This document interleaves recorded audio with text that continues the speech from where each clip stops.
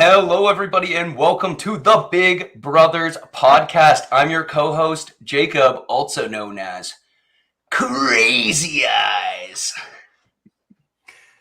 I am also your co-host, Finn. I have to say, we've been doing this for a week, and I already screwed up the episode times. Why did they have to switch it on us like that? I thought it was at 8 o'clock Central. Nope, it was at 7 o'clock Central, and I didn't figure that out until halfway in. So here we are. Thank you, CBS.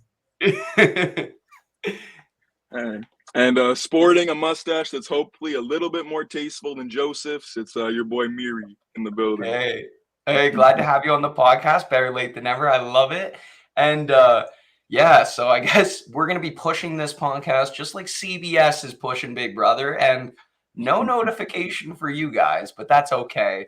We're here to give you a rundown of this week's batch of episodes for week one. We're going to go from the HOH to chubby chasers to vetoes where you're stuck on the ground, not like Kathy though, which is kind of nice, and an AI arena twist and competition, a lot of cheering, and finally a vote. So yeah, let's get started. And we start here on Sunday night. I don't know what it is in Big Brother time, but Sunday night we got some introductions from everyone. Thoughts on these introductions right at the beginning of the episodes? Not really. I mean, it's pretty much your standard fare for the first Big Brother episode after the premiere. Everyone's sitting in the living room introducing themselves. There may have been champagne involved. I don't really remember. But this is where we really start to see people really interact in the house, because prior to this, it was basically just the live move-in comp, except it wasn't live, it was pre-taped. So this is where we get to start see people actually interact with each other and start to see relationships form. Yeah, agreed, totally. I mean, just totally getting to see everyone together and finally getting to see who's going to gravitate to who on night one was a really exciting thing to see once they were all merged together. Yeah, no, absolutely. And they get right into, I mean, I don't know about you guys. I feel like Angela, like before the competition, was already popping off the screen. Miri, do you have any thoughts on Angela's presence in the past week? Man, I could give you a whole essay about Angela at this point, fam. Like, she has put on a masterclass of mess in week one. But I mean, you could definitely tell from when the HOH was about to go down already, she was maybe not locked in is the right word, but she was ready for something, fam, and she delivered. That's all you can say. Yeah, no, absolutely. She was excited. And we get into our first HOH competition. I forget the name, but it's basically a puck sliding competition. Finn, how did you feel about the competition, the puck sliding competition, where I think they did eliminations in like groups at first? Like, how do you feel about this? Well, I actually really liked that it was a really equitable comp. That's something that my biggest criticism, and I think a lot of people's biggest criticism from last season, was there were way too many comps that relied on physical ability.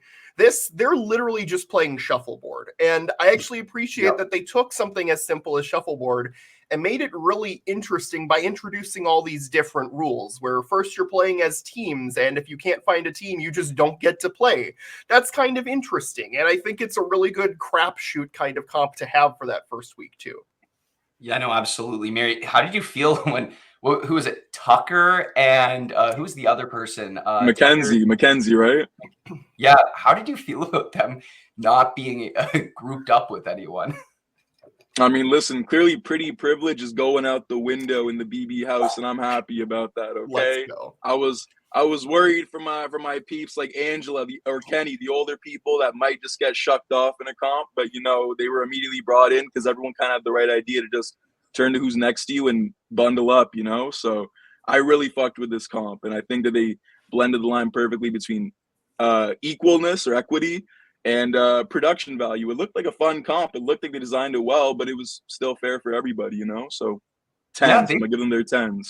They must have gotten a budget, they must have gotten someone to pool in a bunch of money. I mean, they're making AI, they're making these comps look sick. Like these guys are on it. And I mean, Kenny and Angela, I agree. I was kind of worried they would be the ones left out, but they were the last ones in. They were the only people left. And so I guess getting down to it, we got Kenny versus Angela, and we got our HOH. It's Angela. Finn, man, how did you feel when you first saw Angela winning that comp and losing her mind? Wow. So I just have to say, when this cast first came out a few days before the premiere episode, I was sitting in the living room with my roommate and her brother. We're all pretty big brother. We're big Brother fans in this household. And we kind of turned to each other and said, Angela looks like a Karen. And I think we got that spot on, because Angela's behavior as head of household, she immediately lets the power go to her head. She is up in the middle of the night talking about, I don't even know what, thinking about things way too deeply. Now I will say, I do think she makes a relatively smart move in targeting Kenny initially.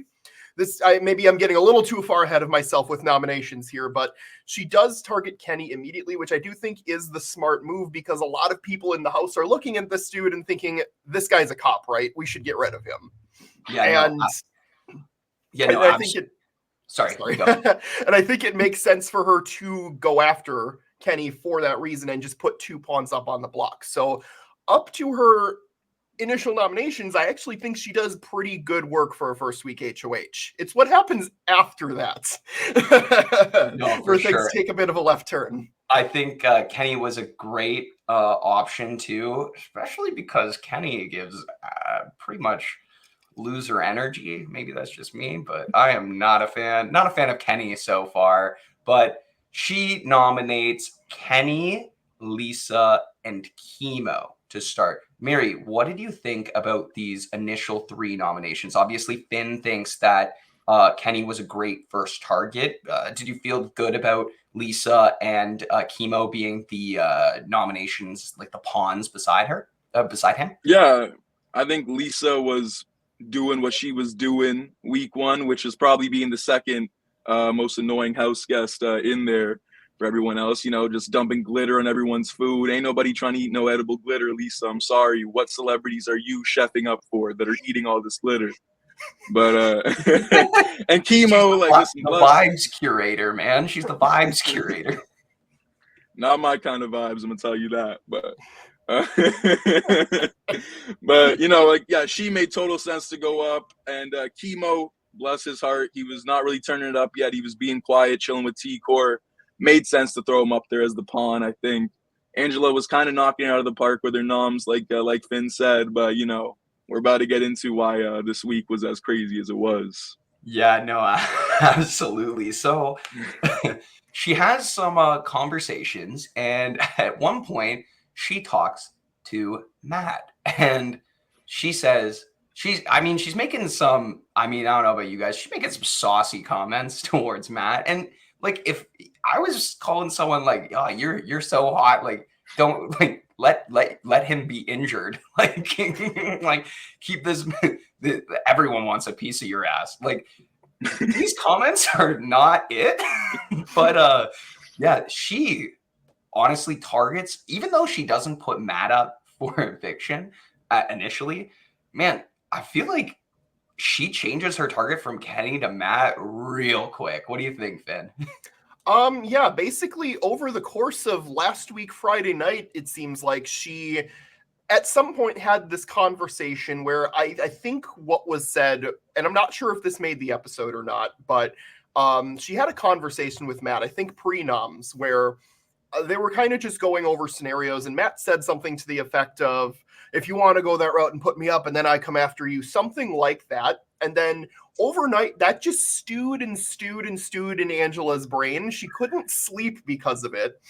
So she's up in the HOH room at 3 a.m. and all of a sudden she just goes, that's it. That's what I'm going to do. And what is it she decides to do? She decides to call out Matt in front of the entire house, basically because she feels as though he threatened her. And my God, what comes after this is absolutely insane. I unfortunately missed this on the feeds, but I did get to see footage of it on Twitter, and it was quite something. Yeah, my page was blowing up with with Angela walking down the stairs. Goes to the landing and goes, Matt.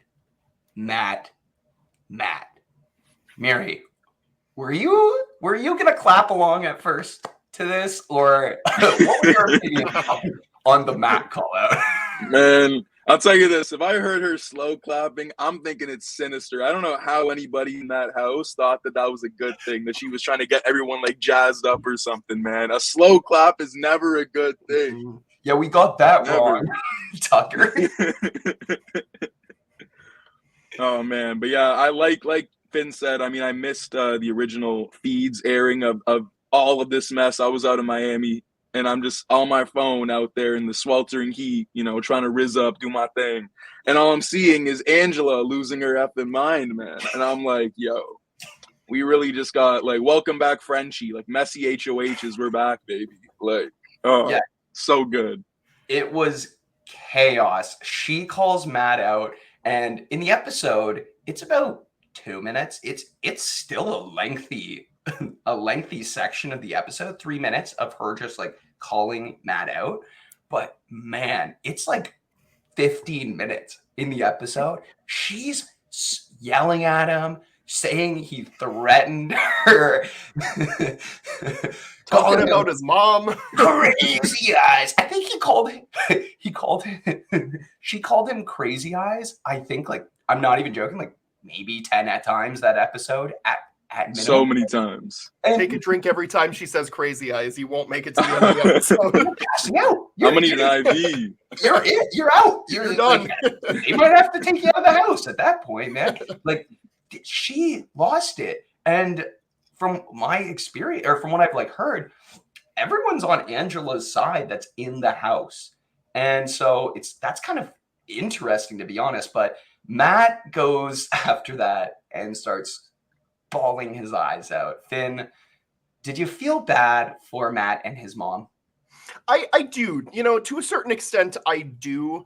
And at the end of the day, I always try to remind myself when something like this happens that this is a TV show and they are putting these people in this house for our entertainment. And credit to Angela in that regard. She gave us quite a bit of entertainment. But at the same time, I do kind of have to feel for Matt because he really, from the way the episode kind of portrays it, he really just seems like he was in the wrong place at the wrong time.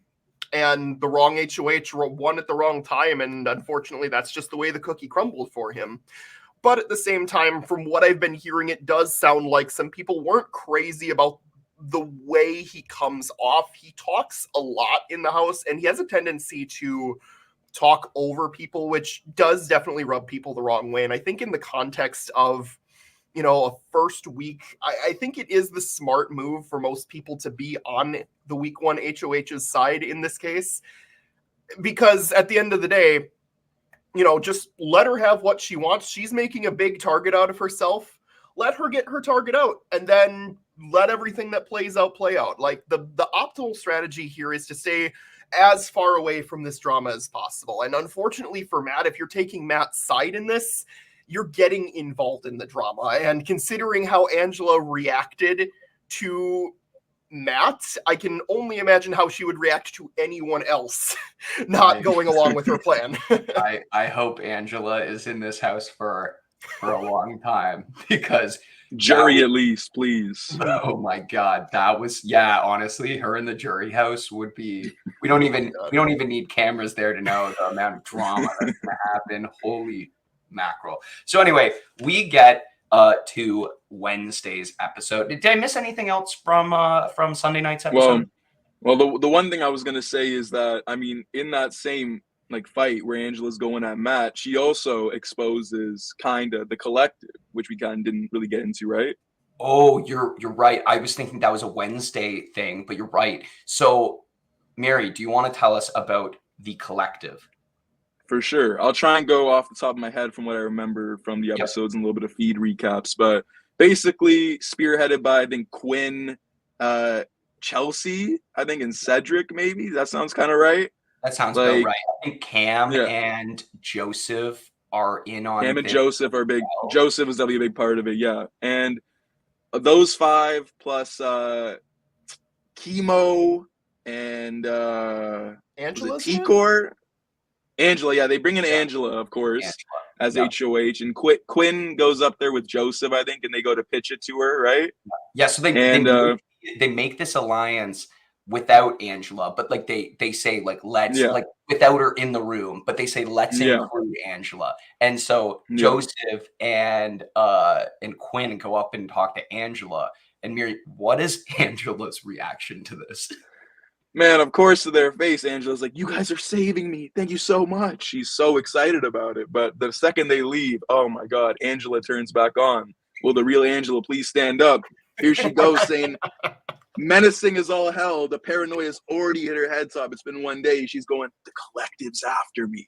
What? I do not understand why she thinks this. Why would they come up and fake an alliance with you when you have the like it makes no sense. Like, why wouldn't they just keep it secret if they didn't want her to know about And it? mind you, Quinn is like her final 2 at this point. Like, they have this named ride or die alliance called the BB Guns. He's told her about his power, like Yes. the deep big HOH, and she's still like, and Joseph seems to be like her other trusted ally, and they're both telling her, "We got you. Here's this group," and she's like, "Cap, it's Cap." I don't know. She was just digging her own grave, burying herself. The only problem was she's HOH, so she's digging her own grave, and then she's gonna bury Matt in it. Oh my God. And like, just the fact that during this fight with Matt, where she's already getting all of this unwanted attention on her, she decides to call out everyone part of this collective alliance, and especially Quinn and Joseph, by saying, "The people that came up to my room last night with that pitch, your performance was great for a low budget movie." Like, what? Low budget movie. I was loved. shook. I was shook. Okay, are you guys under the like? Do you guys think that from now on, if you're gonna call someone out, it shouldn't be right off the rip? They should prep. They should have a couple hours to really think about how they want to roast their target. You guys like that, or do you guys like it more when it's just off the cuff? They're slinging bars right off the top of their head. Finn, what do you think? I think from a TV standpoint, like as a viewer, I would much rather people call people out off the cuff because it makes for better TV. From a gameplay standpoint, it makes a lot more sense to really sit there and think about what you're doing and like rationally think about it. Not what Angela was doing at 3 a.m. sitting in her HOH room, convincing herself that this alliance that was proposed to her by her number one ally, might I add, is fake for whatever reason she thought it was fake. I'd also like to add that I think Quinn should potentially consider picking a different final 2 because I think Angela is going to be a liability moving forward at this point. But yeah, I definitely, from a television standpoint, I much rather when people fly off the cuff and just say what's on their minds and just comes right out. But if I were in the house, I would be shutting my mouth. I would be shutting my mouth and letting all these other people do the talking. That's how you win Big Brother. You shut your mouth the first few weeks. Would you be sitting out, Miri? Would you be sitting out watching that? Or would you be in the bathroom with some of the other people? Because I was thinking about it and I was like, I want to say I'd be in the bathroom.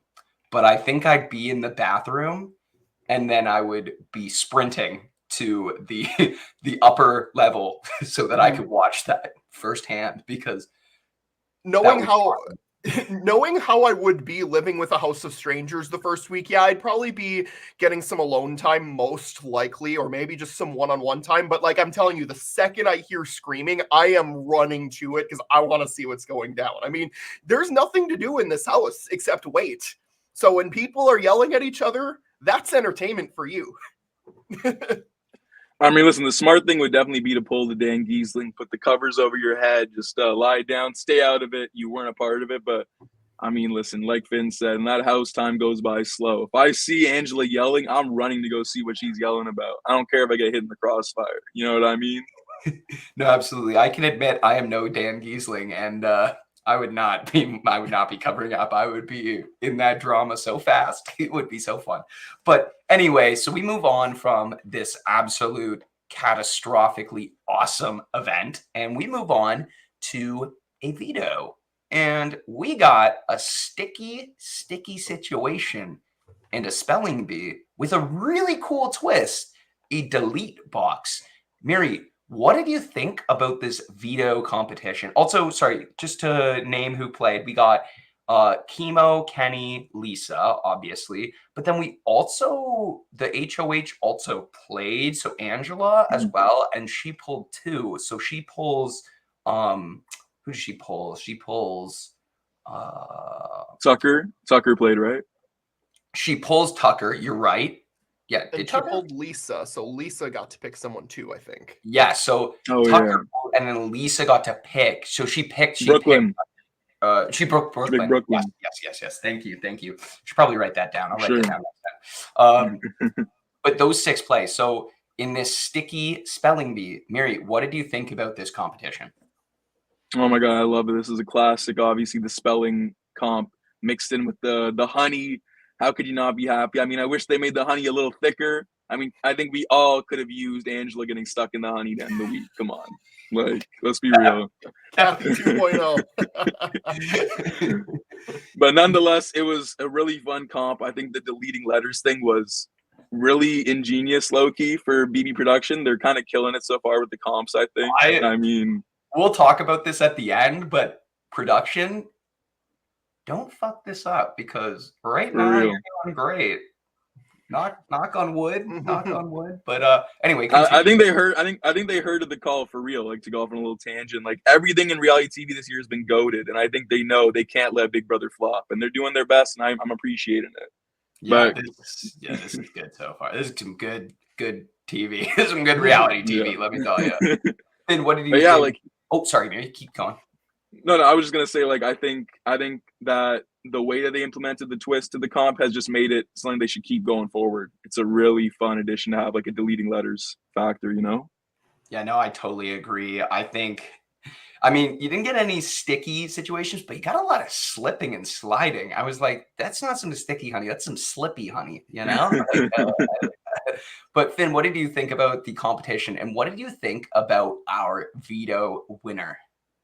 So first and foremost, I was camping on Saturday when this veto competition happened. We went down the river. We went down the road to go in the river because it was hot as it could possibly be. We didn't want to sit in the sun anymore. We come back. I go on Twitter and I turn to my buddy Kyle and I go, "Dude, Lisa won the power of veto." And we were like, "What?" Lisa was the last person I expected to win this veto. And I guess that's a good segue into my thoughts on Lisa. Going into this premiere, I was not high on Lisa at all. I watched her preseason interviews and I'm like, she speaks, yet she says nothing. I said last episode she was going to be a flop. Yeah. I said I would admit if I'm wrong. I'll say it right now. I was wrong. I was wrong. She is not boring. Is she a good player? Not so far, but I have to give her massive props. She won the veto and took herself off the block, and that's really impressive. In terms of the competition itself, I was so hyped to see the spelling competition back again. Like, straight up one of my favorite competitions of all time. I don't know why. I just love me the spelling comp. I don't know what else to say, but I was a little bit disappointed. Quinn apparently made a Technotronics joke that didn't make the episode, but no one apparently got the joke anyways. So, you know. Oh, come on. Yep.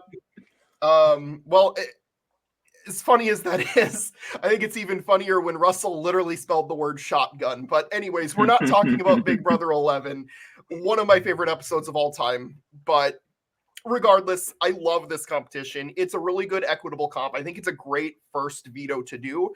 And the spin they put on it was, like you guys said, it was really smart of them to do. It really feels like they're trying to take classic types of competitions they've done before and put a new spin on it, like the shuffleboard thing where they have a different rule every round. You know, they've done shuffleboard before. They've never done shuffleboard like that. This time around, where, yeah, we've seen the spelling competition before, but now you can pull letters off the board. So, and I think we see someone immediately goes for the letter E, knowing that it appears in a lot of words in the English language. And I do think that threw some people off for sure. It was Kenny, but then, didn't he use no, he didn't use an E. Someone else, like I think it was Joseph, used an E in it as well after it had already been deleted. And I was like, oh, come on, Joseph. Oh, it's Joseph. It was Joseph. Joseph was in the it was Joseph, not Tucker. That's who it was. It was Joseph. Yeah. You're right. But yeah, no, I think personally, we can get into this a little later, but one of the best things this season has been the equitable comps. I think that it's obviously coming out to some fantastic results. I think it's making the house a lot more interesting. And I think that if they can keep this up, I will be so unbelievably happy about it. But yeah, definitely an awesome competition. They filmed it really well. I can't believe they got the Angela fight and the veto competition, but they still need to stick the landing on the end of the episode. And we see Lisa obviously taking herself off the block, but who is going to be her replacement? Miri, what do we see happen that makes Angela upset and has an obvious choice? Oh man, it's literally Matt being Matt. I think that's the best way to describe it, right? I mean, these two are like water and oil, and no matter when they try to talk things out or hash it out, it's just never gonna work, right? That's just the easiest way to sum that shit up, man. No, absolutely. So we see Lisa come down and Angela, Matt, get your butt, your sweet booty on that block. So we now have locked in nominations, or what we think are locked in nominations, of Chemo, Kenny, and Matt. And I have to say, first two competitions won by women. First time since Big Brother 8 that's happened in the American version. I'm not sure about the Canadian version, which I should know because I'm Canadian. Big Brother 8, 2 women win the first 2 competitions. And I think the first time ever men are the only ones on the block in the first week. I think that is super interesting, and it's going to lead to a really, maybe I'm wrong. I can admit I'm wrong. I hope I'm not wrong. A very unique season that we got on our hands. Anything else from the Wednesday episode? Oh, I do know something. Matt goes on the block, but Mackenzie is so sad. So sad about it. Finn, what do you feel about Mackenzie's and Matt's showmance? Yeah, that was something that I feel like I feel like other people think that's more of a thing than it actually was. They were definitely growing close together in the house, and I believe they were the only two sleeping in their room at the time because of have-nots. So they are growing close. Now, as to whether or not they're in an actual showmance, I think that's questionable at best. But the thing about games like this is that perception is reality, and the perception around the house is that they were indeed in a showmance. So Mackenzie did have an opportunity to save Matt here with America's veto, but she ultimately made what I believe would be the correct decision not to use it to save him. She says either in Wednesday's episode or at the start of Thursday's episode, I don't remember which, that she wants to hold on to it to save herself. And I fully agree. I think that is the right move to make here. That's essentially, a second life in the game. You get yourself backed into a corner during the first 4 weeks. You can use that to get out of that corner.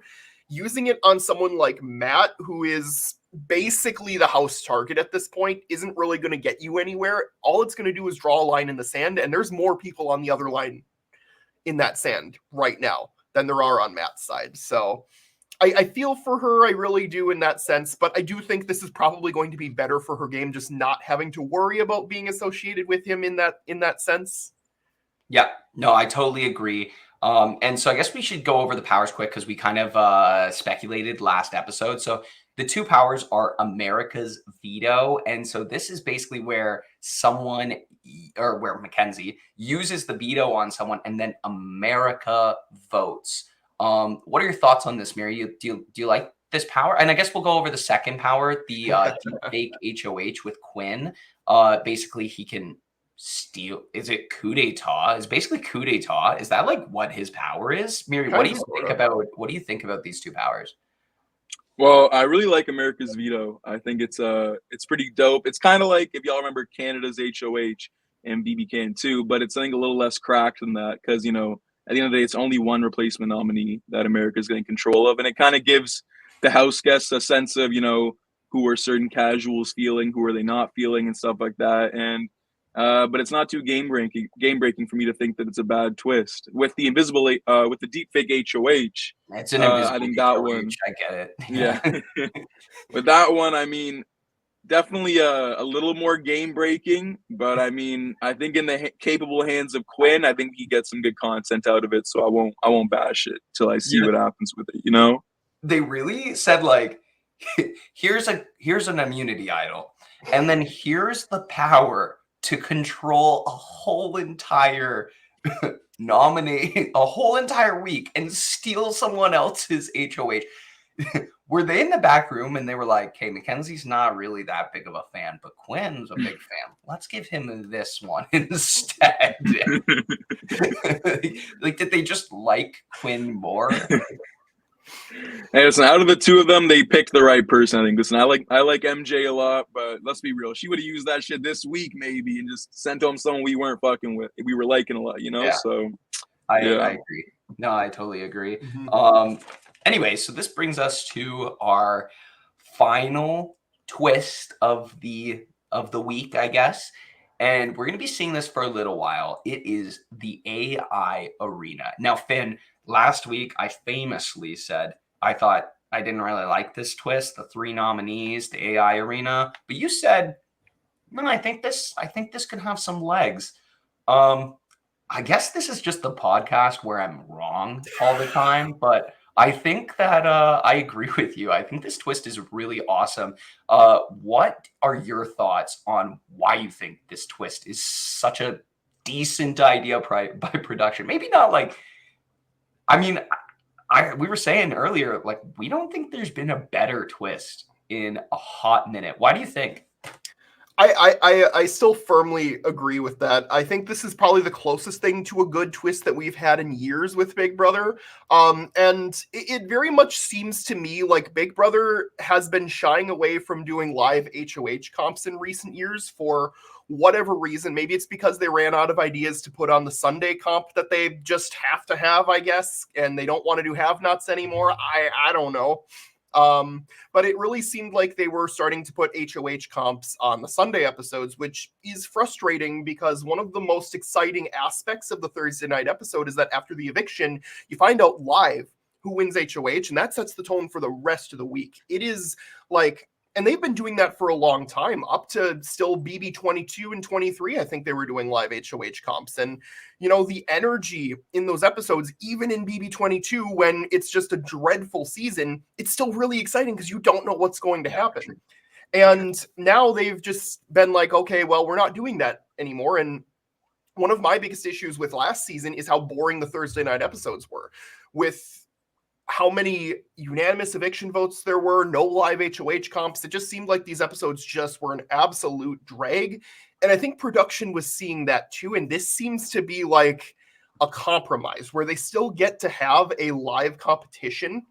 But with only 3 people playing in that live competition, I think it opens up the possibilities of different comps they can do. Yeah, whereas super snappy too. Like, yeah. I mean, what was it? 2 minutes that it was 2 minutes on? And I think like super snappy, but damn, like I said, their budget this season, that competition looked damn good. Mm-hmm. Absolutely. For real. And I think it adds a really new level of intrigue that we haven't seen before, where we don't know who the final nominees are going to be until minutes before the eviction. And yeah, there's still a lot of waffling that's going to happen between the Monday veto ceremony and the Thursday night eviction. But now they have to waffle between so many different scenarios. Okay, what are we going to do if Matt and Kenny are on the block? What are we going to do if Matt and Chemo are on the block? What are we going to do if it's Chemo and Kenny? That just opens up a lot of possibilities. Now, in this case, I don't think it was super interesting. I think it was pretty clear that Chemo wasn't really going anywhere, no matter what the outcome was.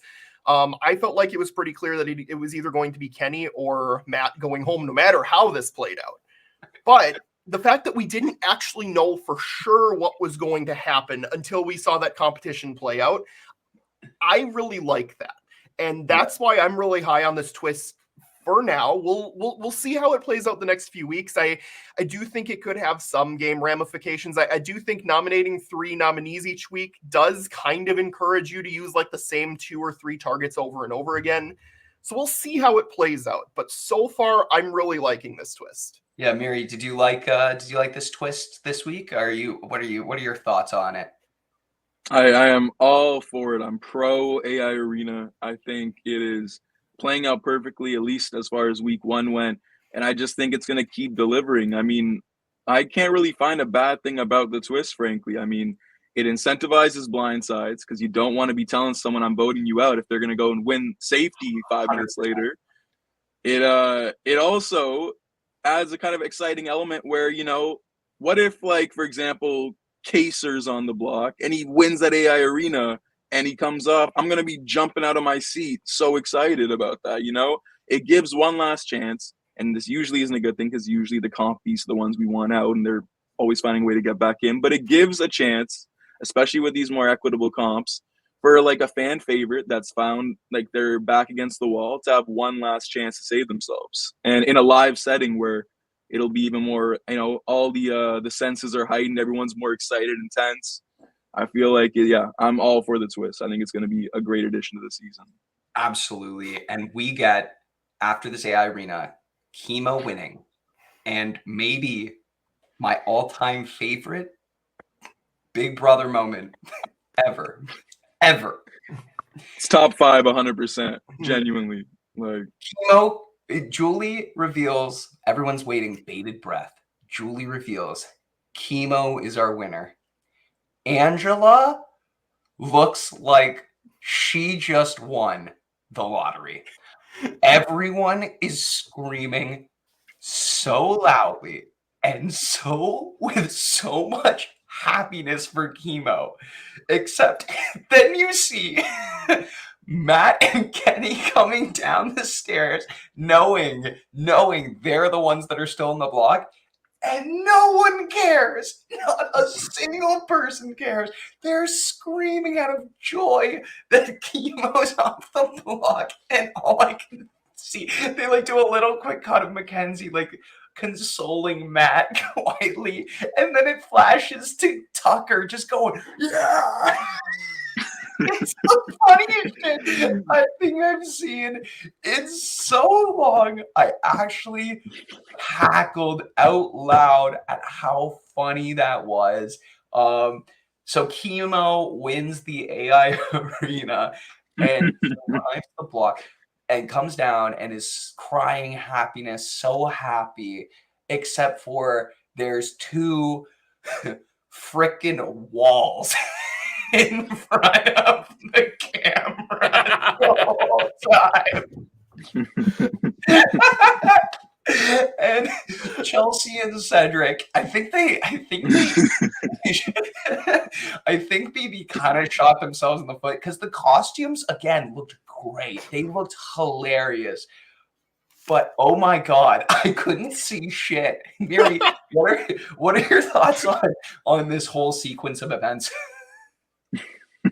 Man, I agree. First of all, I wanted to tell Cedric and Chelsea to move. Maybe just go wait. Like, wait in the DR hallway, you know, just because y'all are taking up the entire frame. Poor Joseph. But, like, goddamn, like, Mackenzie's running into Matt's arms to hug him and console him. Tucker's running into Angela's arms to celebrate. Like, it was just, it was perfection. I mean, they were more excited. Those people were more excited that Matt was going to be evicted than the entire nation of Canada was when the Raptors won their first championship, okay? It was insane. People were acting like they had just won the game. It was honestly, it was peak, literally peak TV. They were Angela looked like she won The Price is Right. That's what, Yeah. because that's what she looked like, because we've seen that. So, oh my God. All right. What do y'all think about the rumor that Angela is a CBS plant? What do y'all think about that? Well, she's been popping y'all up remember this? all over the place now. I think someone found her on The Price is Right. I think she was on Dr. Phil at one point. This is her fourth CBS show. She was also on she was on some like fictional soap opera too, but like she's been on like 4 CBS shows. People think nobody could be this cooked out and amazing feeds and amazing TV. Like she got to be an actor. I just think she's Angela. But Sorry, she's Finn, you doing go, and something then I'm going right. to give my opinion. Oh, Finn, you go Yeah. first. I'll give my opinion, because What? I actually have something I want to say about this. Go ahead. Okay, I actually think she might be, like, but like what entails is a plan, like that they just put her in the house and like didn't make her like apply and stuff like that. Honestly, like she's a super fan though. Like she knows the game. And so like, do I think she's a plant? I think it's more she got on one of those shows. CBS was like, "Oh my God, she's awesome TV." And they're like, "Let's like why aren't we putting her on more stuff?" Maybe she applied, maybe she didn't. I don't know. But honestly, I could definitely, the fact that she's on so many CBS shows, I actually do think she probably is like at least like I at least think they reached out to her or like saw her casting video and was like, "Oh my God, like we need to get her on this show." And yeah. more power to them, because great casting choice, amazing casting choice. Finn, what do you think? Yeah, I think you're spot on there. The fact that she's been on so many other shows, I think she's been on CBS's radar. They must have known. Okay, we have to put her in the Big Brother house. Like we have got to. For sure. That is 100%. They knew what they were doing with that. I got to give them props. Like I said, there's a lot of people who are not liking her. I'm keeping tabs on some of the different subsections of the Big Brother community, and the Facebook community is not happy with Angela at all. But over on the Twitter side of things, they are like, we need Angela in this house as long as possible. We all need to get on the same page if America's veto gets used, because the casuals are going to put up Angela. We need to save her from that happening. So I do think there's a pretty good chance that, yeah, you are 100% right. She's been on CBS's radar, but they know what she's going to be like inside the house. Do I think she's long for the house at this rate? Unfortunately not. But I think she's going to give us quite an amazing show for however long she ends up lasting in this house. And I mean, who knows? Taylor was, on the way out, and she managed to turn it around. So who knows? Maybe Angela can do the same thing. Yeah, no, absolutely. Yeah, so we get a vote. We get everyone going into the diary room, shouting out their loved ones again. That's fine. But we get Joseph voting and then sitting in the hallway, checking himself out for like 30 seconds. Mary, Way too long. This was production, right? This is on production. Had to be them saying, Joseph, wait there. But I mean, listen, when you don't get to hear production saying that on the screen, it just looks like this dude's checking himself out. It looks like he's just taking a second to pose, see what's happening, check the vibes. But yeah, I pray that wasn't Joseph's own thought to just sit there looking like a weirdo. Okay. Yeah. Yeah, no. I guess right before the vote, I have one thing I wanted to say though. Production gave Kenny and Matt 1 minute to discuss about the vote. There's no way you can talk to someone in 1 minute and change a whole vote in 1 minute. But I like the idea. And so I was talking to Finn about this earlier, but why not cut to commercial break? 5 minutes, cut to commercial break, do a live, like a double eviction. Let them run around for 5 minutes, record it. Then when you come back, everybody come back to the room, sit down, right? And then you don't have to show us what's going on during that 5 minute break. Like they did like I think it was last season. Like, just show us the next episode, a flashback, if anything actually changes, and if not, Yeah. then whatever, show the votes. And it looks like nothing did change. I mean, maybe in that 5 minutes, someone tells Leah or Elisa or Mackenzie that Matt's going home, and maybe that's why they want to like save the blind side and not have anyone tell them. But we didn't even see like we saw Mackenzie's shocked face for like maybe like we didn't even see it. Like I think we saw her like from the side a little bit. It was more like Angela like smiling. Like, oh my God. But like yeah, like at that point, like if we're trying to hold a blind side, like let's show Mackenzie going like let's show Leah going like like I don't get why they didn't show that. So a few mistakes, I think. Miri, what do you think about that? Yeah, I mean, it was really weird. They were all just kind of huddled together, like talking in the living room. And I feel like production's thoughts were, well, we'll have a couple minutes before we go to the vote. Let's just capture them running around doing some last minute scrambling. But since nobody was leaving, they were all just kind of talking in a circle, and they were just, Matt and Kenny were just doing their pitches already. I think Julie was just told to speed it up, and it came off really kind of like choppy, the way that like she was just like, okay, let's get right to your pitches. Everyone sit down. But I mean, hopefully if they explain it better to them for next week, they could say, I think you have a great idea of just cutting to commercial, giving them like 4 or 5 minutes to just scramble, and then we come back and see their pitches. But I mean, hopefully either way they get this figured out for next time, so that either they know they have time to go scramble for a couple minutes and we can watch it, or they cut away and we come back and it's just regular scheduled programming. We're getting to the pitches, because it was a little it was just a little jumbled for my liking, the way they did it. Yeah, or like just like don't even give them the minute then, and just make them sit down and then call it. Like I just feel like it was a little choppy. They didn't really know exactly what they were doing, which is fair. It's like a new twist, except for like you're $1 million corporation. You should probably figure this stuff out. But whatever. We get a great 8-3 vote, and Matt starts walking out of the house. But of course, he whispers his love to Mackenzie. And then exits the house. Everyone's excited, and Matt sits down with Julie. Finn, how did you feel about Matt and Julie's interview after the vote? I just have one thing to say in that regard. Julie Chen has been interesting in these later years of Big Brother, to say the least. I appreciate the sentiment she has been giving at the end of every episode, where she's basically telling the fan base to chill the fuck out and like be nice to each other, which, yeah, valid.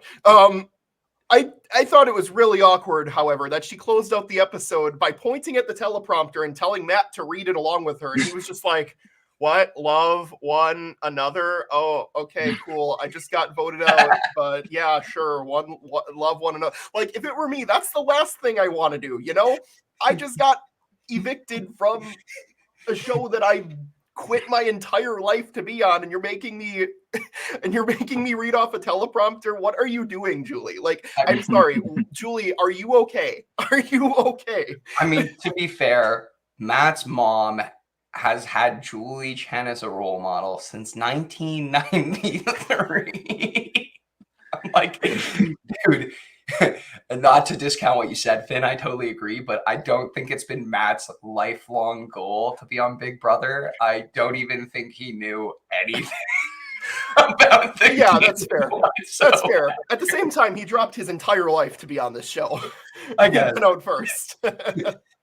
Miri, how quickly do you think Matt will be on God 101? He's gonna be on there before pre-jury even ends. I guarantee it. I'm gonna call it now, man. Like, okay, and that's the week. I mean, hey, but you know what? Hold on. Before we finish, I wanted to say I wrote a couple notes down about. I watched the goodbye messages that they released this morning. Oh yes, and there was. I haven't seen these. I will say, first of all, I'll send it to y'all, of course, but I recommend anyone out there that watches this to go watch these goodbye messages. They were kind of top tier, I can't lie. And just a few things I wanted to point out from them. One, we open up with Mackenzie's goodbye message, and she outright calls Matt her showman's partner. So that's the first thing she said. I guess we may not have seen all the romance, but she was saying, I'm going to miss my showman's partner. Like, I'll see you on the outside. She finishes it off saying, see you later, handsome. Like, he's feeling the vibe. She's feeling the vibe. So that's one thing. Second, quote of the day, quote of the goodbye messages has to go to Joseph, where he says, "Matt, I've seen every season of this show, and it's genuinely impressive how bad you are at this game." No! No, he doesn't, really? He hit him with that, and then he hits it like, but buddy, you're all good. Like, great guy. I can't wait to see you out of here. And Matt's laughing it off. But I was like, okay, pretty savage, Joseph. I like to see it. He also had that great voting line where he was like, "We've seen what happens every season. We're not letting it happen here." He's earning my stand card every second, And, I think Angela had a pretty tame one for Matt. She was just like, "Oh, see you later, crazy eyes." Hit it one more time. But my last favorite one I wanted to hit up is Tucker. He ends it off. He gets the final goodbye message. He goes, "Matt, you're a cool guy, but you played this game terribly. You fell in love week 1. See you, buddy." And just leaves it like that. Damn. I mean, if we're going to talk about Matt super quick, Matt, in my personal opinion, fantastic first boot. I think he left perfectly when I wanted him to leave. Maybe could have stayed 1 week more, but honestly, I think we got what we needed out of him. I think he was an absolutely horrific game player. I think that his showmance with Mackenzie was just the perfect amount of cringe that I didn't have to sit through it for weeks on end. I think that he had some blow up, some drama. I really think we got our mileage out of Matt, and I was really happy to see him go, but I was also really happy that we had him on the show. Finn, what do you think about Matt? I fully agree with everything you're saying. I think the way he goes out is definitely a satisfying one. Personally, I was rooting for Matt to stay solely for the fact that I wanted to see more of Angela versus Matt in the house. I wanted to see a situation where they're both on the block together because that would have been amazing television. Finn, you're right, actually. But, that's just the way the cookie crumbled. He's out of the house now. It doesn't sound like he's staying sequestered, so I'm guessing there's not going to be a battle back. I think I'm seeing people are getting to interview him. So, yeah, it looks like he's going to be out of the house for good now. But you know what? Like you said, we got our mileage out of him. We got a fantastic week 1 blow up out of him. I can't remember the last time we've had a fight like that week 1. So, Matt, thank you for everything you gave us, whether it was intentional or not. Truly. I mean, if you kind of sum up his experience, I'm sure for him, if he's not a big fan of the show, he had a blast. He chilled with 2 pretty chicks. That was his only real alliance. He got in a fight with a mom figure, and he just kind of did his thing. The edit was really nice to him. He got a super sympathetic edit. I'm sure there's going to be people clamoring if there's a first boot returnee, they'll want him. I think Matt did his thing. He could have been good in a battle back scenario, I won't lie, because I think he had people rooting for him still to get back in. I mean, could you imagine Kenny's face, Mackenzie's face, if they see him trying to fight back into the house? Maybe a missed opportunity there, but overall, I agree. Great first boot, and he delivered exactly what we wanted out of him. So thank you for that, Matt. Yeah, I guess maybe I'd rather Kenny go if we're talking entertainment purposes, but as a first boot, set a great tenor for the season. And so, Matt, buddy, we'll see you on the Challenge or Love Island or Hot or Not or something. Whatever he ends up on next. Yeah. Well, for real. This is not the last time we're going to see Matt. I guarantee it. Mm-hmm. But I'm glad we had him. I'm glad we had Matt. Yeah. Same. So that's the end of our week. But we are probably not going to go into too many spoilers for next week. But if you don't want any spoilers whatsoever, turn everything off right now. But we are going to announce who the next HOH is, as well as her initial noms. And then we'll give a quick 2 minutes of what we think might happen this week. But I'd like to save most of it for the next week's podcast. But I guess first and foremost, we got a competition, and we got another female winner, another female HOH. I don't even know the last time this has happened, and I think we got one that's way less cracked than Angela is, and I'm really excited to see how this goes because I haven't really thought a ton about her, but she's playing a great game, and that's Chelsea. We got Chelsea as the HOH. Finn, what are your initial thoughts on this? Yeah, so Chelsea has been playing super, super low key. I said at the end of last week when we did our week 1 podcast that I was worried about the downgrade because that potentially gives the HOH an easy 2 nominees right off the bat. Fortunately, that's not the way it played out. It seems like the entire house just kind of agreed, hey, let's not nominate Cedric or Chelsea since they can't even save themselves. So I'm glad that's the way it played out. But as a result, Chelsea got to play a super, super low-key game. So I'm actually a little bit surprised to see that she won the HOH. I don't think she meant to. I don't think she did either. I'm kind of glancing at Hamster Watch right now, and it sounds like she wasn't planning on winning it. But it sounds like because Leah was staying in it, she decided to stay in it because it sounds like she's a little sketched out by Leah. So Leah might want to keep her guard up a little bit here because she might be in some hot water depending on how this plays out. Yeah, absolutely.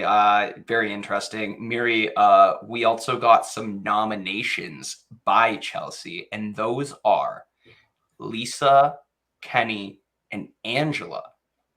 Without going too far into it, what are your thoughts on the initial nominations? And does Leah need to watch out after these noms?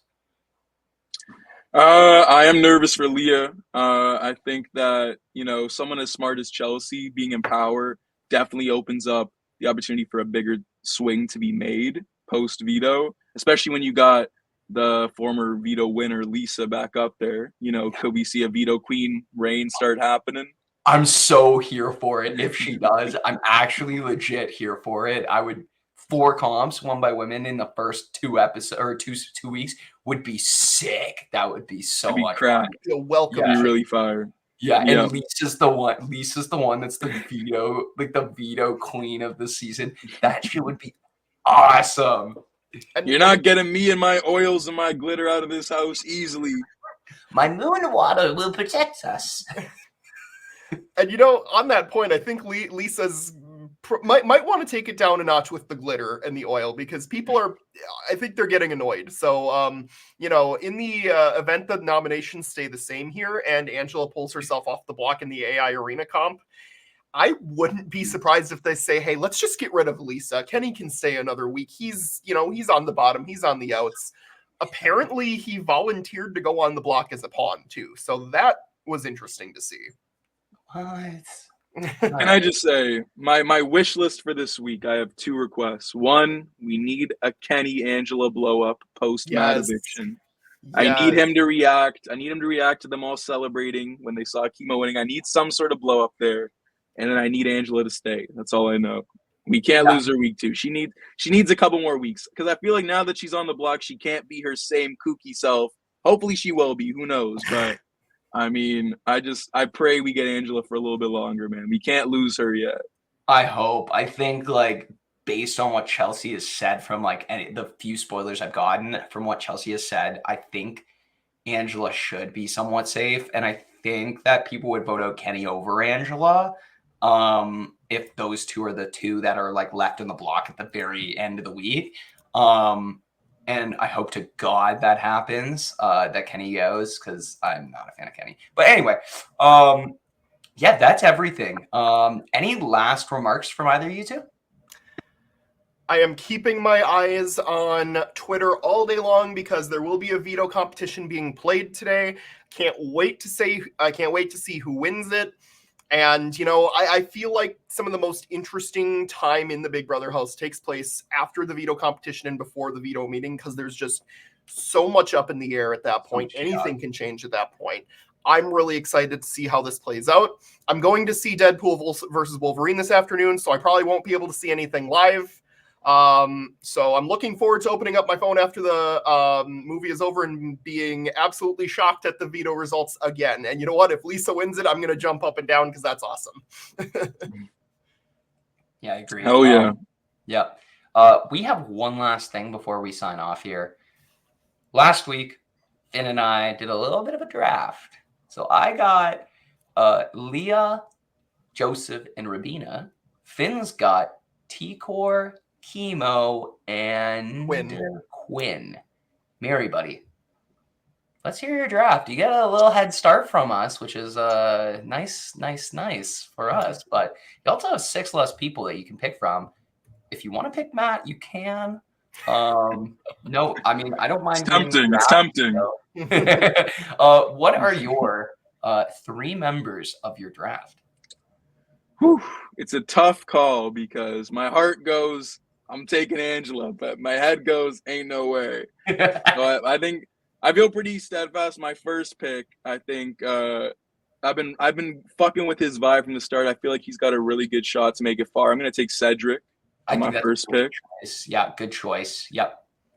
Absolutely. And my second pick, I think you got to go with the easiest pick on paper, the person that's safe right now and looks in a good spot. Let me take Chelsea. Yep. I think that's a fantastic choice as well. Are you going to hit it with the triple C, or are you going to change up the last pick? Well, I was going between two. But I like how you said that. So let's rock with the triple C. Give me Cam, bro. Oh, Absolutely. Let's get it. Yeah. These are all really great choices. I think they're like in a little bit of an alliance together, but from what I've heard, it's a little bit visible. Should see, but I think those 3 choices, like I think at the very least, one of them's making Final 5. I don't see. That's what I was thinking. Final 5. So yeah, you got triple C. I got Leah, Joseph, Rabina, and we got Finn with T-Court, Chemo, and I always am forgetting Quinn. Oh my god. So we shall see who the reigning champ is. But that's all from me. Thank you so much for tuning in, everyone. Thank you, Finn, Miri, for joining me today. I'll see you guys next week. And that's it. The Big Brothers podcast is ready and raring to go. We'll see you guys next week, next Thursday. Have a great night. Catch y'all later. Bye. Peace.